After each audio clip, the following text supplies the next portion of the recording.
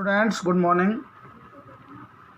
In earlier video, we were discussed about cooperative society, and we have already discussed 4 topics of that chapter. Today we are going to discuss topic number 5, types of cooperative society. Students, there are many types of cooperative society, out of which some famous cooperative societies are as follow. वैसे तो बहुत सारी cooperative societies होती है बेटा, लेकिन उनमें से कुछ फेमस सोसाइटीज़ आपको यहाँ के सिलेबस में +1 के सिलेबस में गिवन हैं, जिनके बारे में हम डिस्कस करेंगे। हम जितनी भी सोसाइटी पढ़ेंगे उनको 3 बेसिस पे पढ़ेंगे: उनके मेंबर्स, उस सोसाइटी का पर्पज़ और उस सोसाइटी के फंक्शंस। तो सबसे पहले मेंबर्स की बात कर लेते हैं। Members of consumer cooperative societies are only consumers. जो लोग गुड्स कंज्यूम करने के लिए खरीदेंगे वही केवल इस सोसाइटी के मेंबर होंगे। यानी जो लोग सस्ते में प्रोडक्ट परचेज करना चाहते हैं, कंज्यूम करना चाहते हैं, वो कंज्यूमर कोऑपरेटिव सोसाइटी के मेंबर बन सकते हैं। अब इस सोसाइटी का पर्पज़ क्या होगा, किस पर्पज़ के लिए इस सोसाइटी को एस्टेब्लिश किया गया है। इस सोसाइटी का मेन पर्पज़ होता है मिडिलमैन को ख़त्म करते हुए, जो बिचौलिए होते हैं उनको ख़त्म करते हुए सीधा प्रोड्यूसर से ख़रीद के कंज्यूमर को सस्ते में और क्वालिटी गुड्स प्रोवाइड करवाना। तो यहाँ पे इसका पर्पज़ होगा to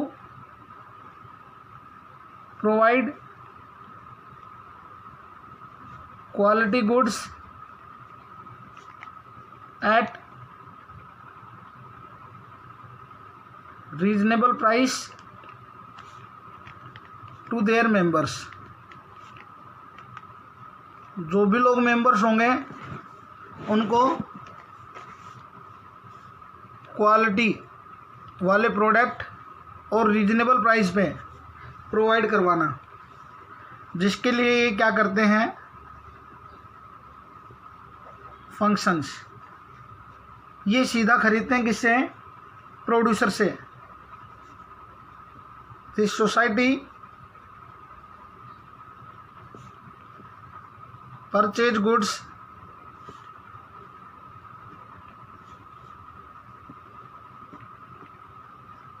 directly from producers. Producer से खरीदते हैं सीधा और अपना कुछ मार्जिन ऐड करके अपने मेंबर्स को बेच देते हैं। Sold goods to members at some margin. क्योंकि यहाँ पे गुड्स बहुत सस्ते होते हैं, क्योंकि ये किससे खरीदते हैं बेटा, प्रोड्यूसर से खरीदते हैं। और प्रोड्यूसर से जब प्रोडक्ट ख़रीदा जाएगा तो वो सस्ता होगा, और उसमें अगर मार्जिन ऐड भी कर दिया तो भी इसके मेंबर उस प्रोडक्ट को ख़रीद लेते हैं। ओके, तो पहला ये सोसाइटी का पार्ट था।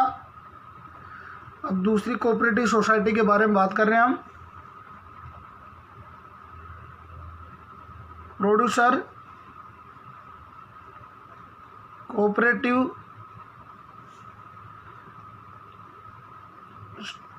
सोसाइटी। सबसे पहले इस सोसाइटी के मेंबर्स कौन होंगे, जैसा कि आपको नाम से ही पता चल रहा है,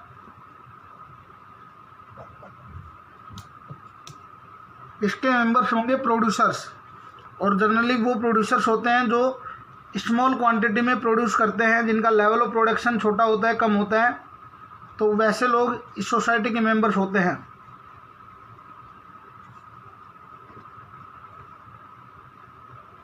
small producers are members of producer cooperative society.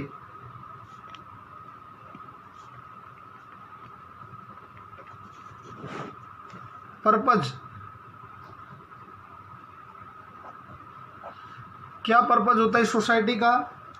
Generally small producers के सामने बहुत सारी समस्याएं होती हैं, रॉ मटेरियल की समस्या, मशीन की समस्या, लेबर की प्रॉब्लम। तो इन प्रॉब्लम्स को ख़त्म करने के लिए स्मॉल प्रोड्यूसर्स को हेल्प की जाती है इस सोसाइटी के द्वारा।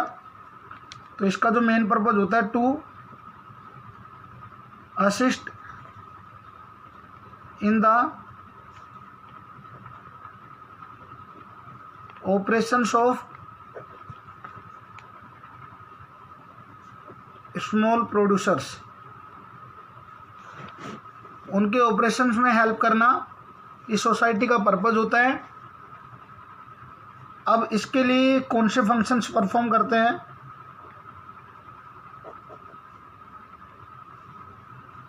नंबर 1, स्मॉल प्रोड्यूसर के सामने रॉ मटेरियल की समस्या होती है, लेबर की समस्या होती है, मशीन की समस्या होती है, इनपुट्स की समस्या होती है। तो वो सारी चीज़ें ये सोसाइटी उन प्रोड्यूसर्स को इजी टर्म्स एंड कंडीशंस पे, रीजनेबल प्राइसेस के ऊपर पे प्रोवाइड करवाती है।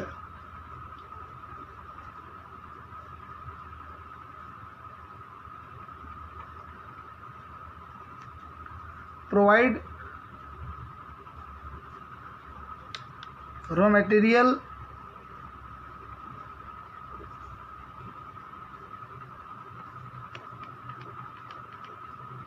Labour,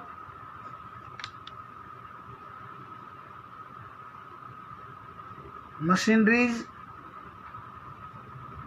and other inputs to members at reasonable price on easy terms and conditions।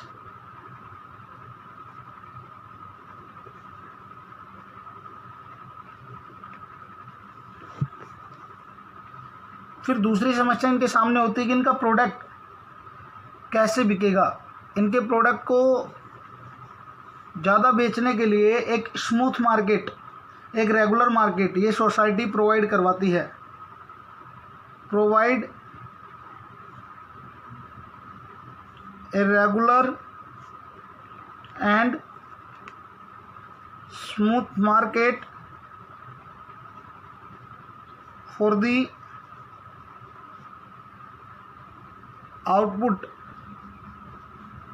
Of small producers. जो भी ये बनाएंगे उन्हें आसानी से बेचने के लिए ये सोसाइटी एक मार्केट उन्हें प्रोवाइड करवाती है।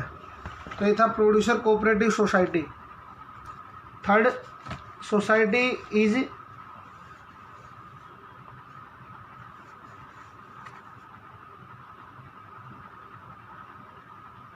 Marketing cooperative society.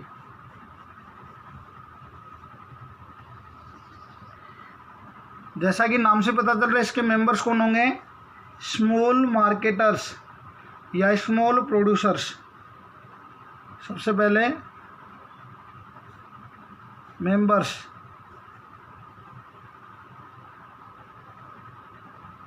Small traders और producers are the members of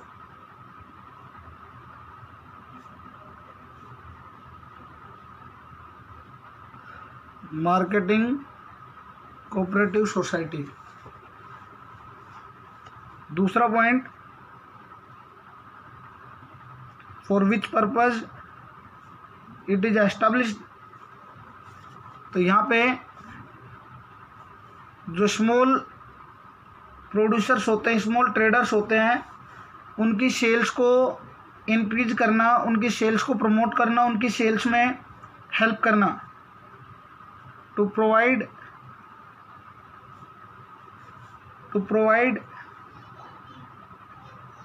assistance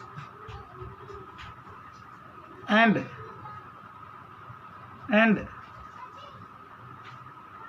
promotion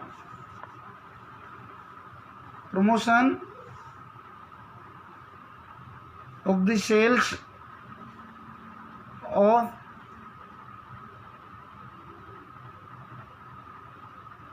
members। Purpose हो गया। इसके लिए ये कौन कौन से फंक्शंस परफॉर्म करते हैं? Number 1, to provide a favourable market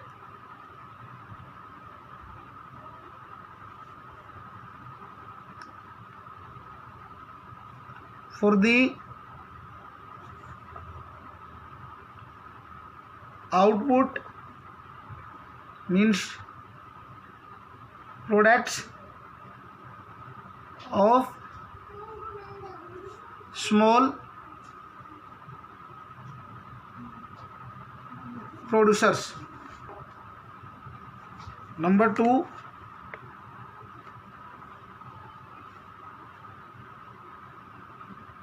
provide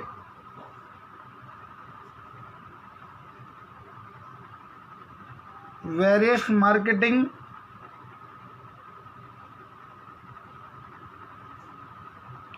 facilities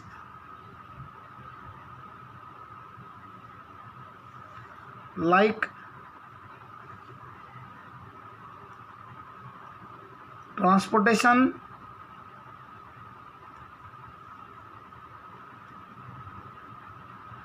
packaging,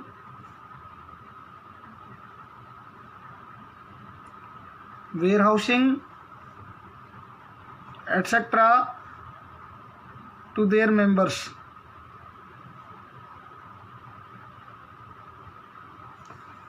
तो ये काम अपने मेंबर्स के लिए वो करती है। Number 4,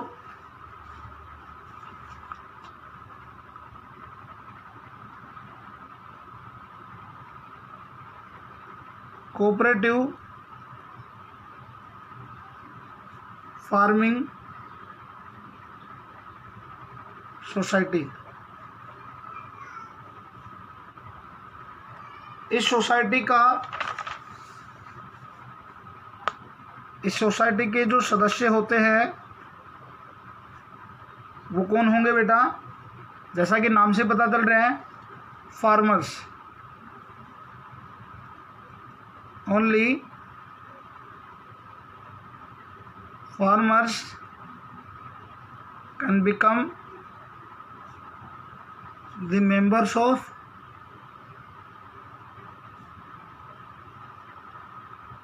farming society।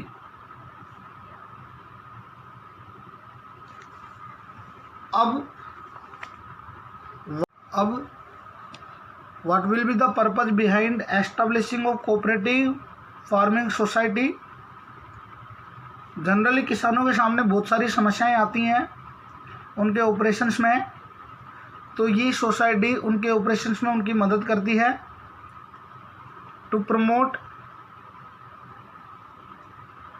And assist in the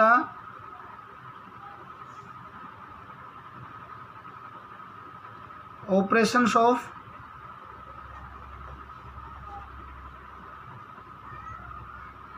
small farmers। What will be the functions of cooperative farming society? Number 1, farmers के सामने इनपुट्स इक्विपमेंट्स की समस्याएं बहुत ज़्यादा होती हैं, तो उन समस्याओं में हेल्प करती है, उनको सोल्व करती है। Provide various inputs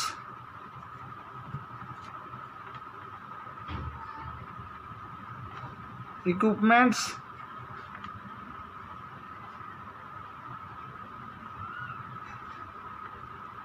etc.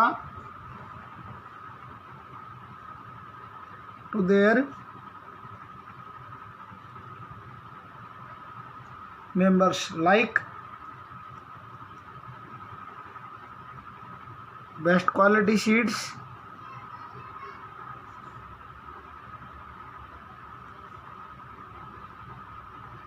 fertilizers,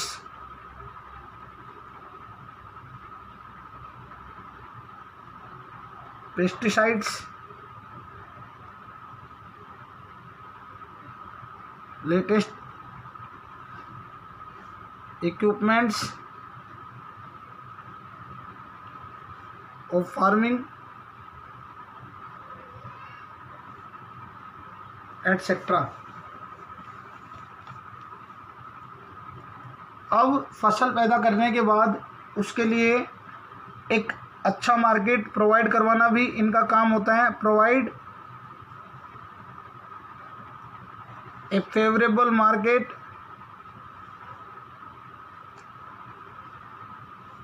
for the output of farmers. कई बार किसानों की फसलें बर्बाद हो जाती हैं, उनके पास पैसा नहीं होता, तो उन्हें इजी फाइनेंसिंग भी प्रोवाइड करवाते हैं। Provide easy financing to members farmers.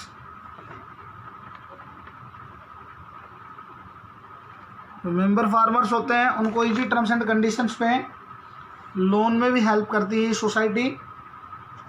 जो कोऑपरेटिव फार्मिंग सोसाइटी थी। अब हम सोसाइटी नंबर 5 की बात करेंगे। And the name of that society is cooperative credit society. Students, जैसा कि इसके नाम से ही आपको पता चल रहा है इसके मेंबर्स कौन होंगे। क्रेडिट पे पैसा लेने वाले, उधार पे पैसा लेने वाले। Who will be the members? Members are person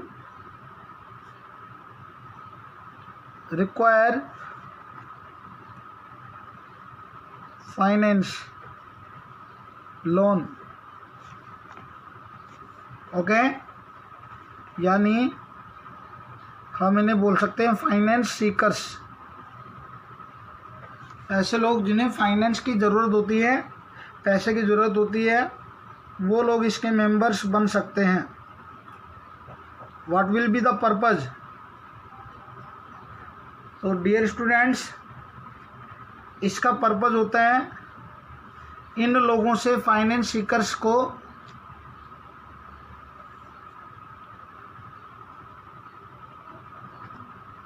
बचाना।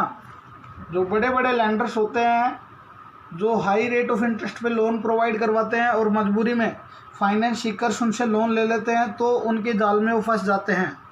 तो उन लोगों को उस जाल से निकालना, उन लोगों को उनके एक्सप्लॉयटेशन से बचाना इस सोसाइटी का पर्पज़ होता है। तो यहाँ पे प्रोवाइड प्रोटेक्शन टू दी किनको? Finance seekers from the clutches from the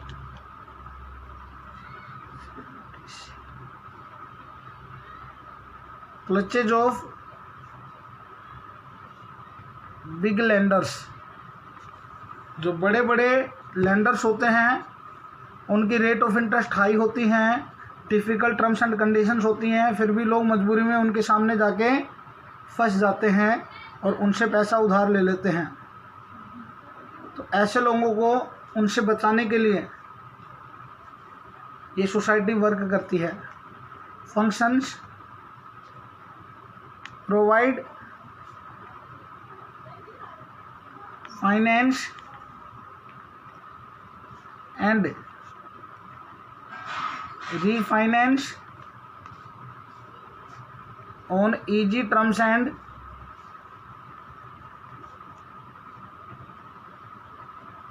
conditions to members. Number 2, collect installment from members. Number 3, encourage a habit of saving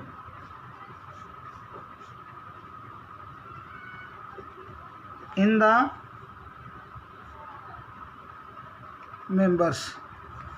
तो उन लोगों को मोटिवेट किया जाता है सेविंग्स करने के लिए, ताकि उन्हें फ्यूचर में जब भी पैसे की आवश्यकता हो तो उन्हें दूसरों के सामने, गलत लोगों के सामने हाथ फैलाने की ज़रूरत ना पड़े। अगला पॉइंट है cooperative housing society.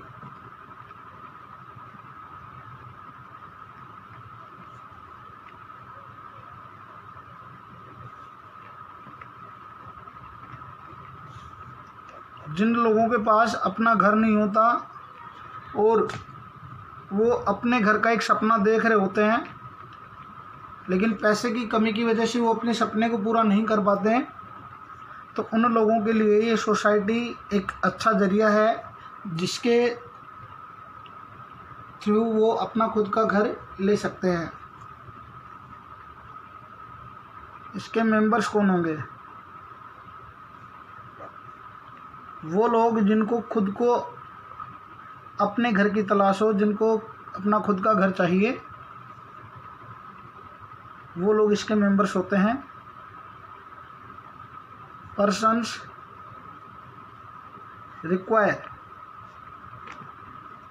Their own residential houses. तो उन लोगों के लिए ये सोसाइटी एक ज़रिया है। अब ज़रिया है तो उसका पर्पज़ भी उनके ड्रीम्स को पूरा करना होता है। तो टू प्रोवाइड रेजिडेंशियल अकोमोडेशन, यानी houses to the members at affordable price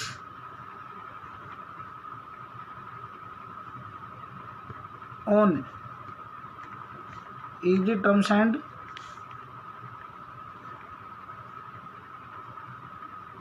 conditions। Functions क्या होते हैं बेटा?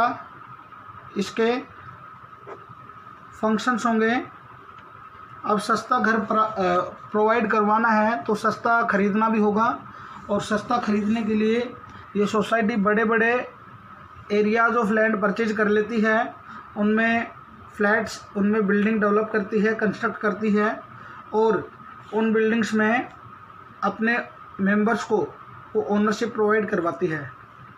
तो यहाँ पे purchases big areas of land, construct houses,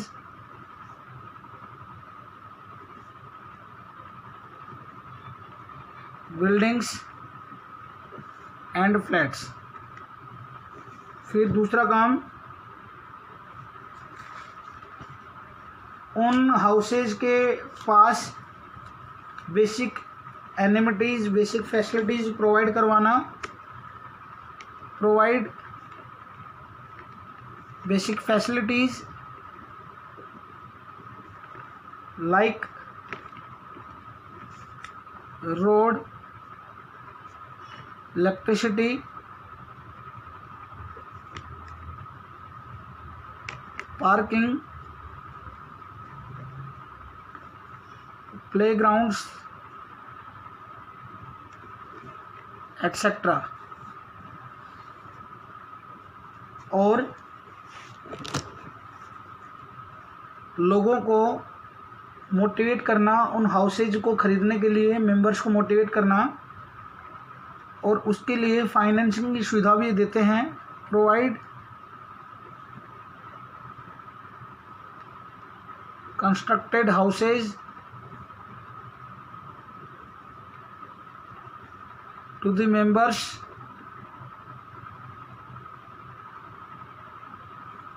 through easy financing. तो ये उन लोगों को घर देने का एक तरीका होता है, उनको फाइनेंस करवाते हैं लोग, और फाइनेंस करवाने के बाद इजी टर्म्स एंड कंडीशंस पे उनको घर देते हैं ये। तो dear students, these are the types of different cooperative society. और इसी के साथ हमारा ये चैप्टर ख़त्म होता है। अगले चैप्टर में हम डिस्कस करने जाएंगे एक नया टॉपिक, एक नया chapter, that will be company organisation. So students, यहाँ तक किसी को भी अगर कोई प्रॉब्लम है तो मुझे कॉल करके ज़रूर बताएं। Thank you so much for watching this video.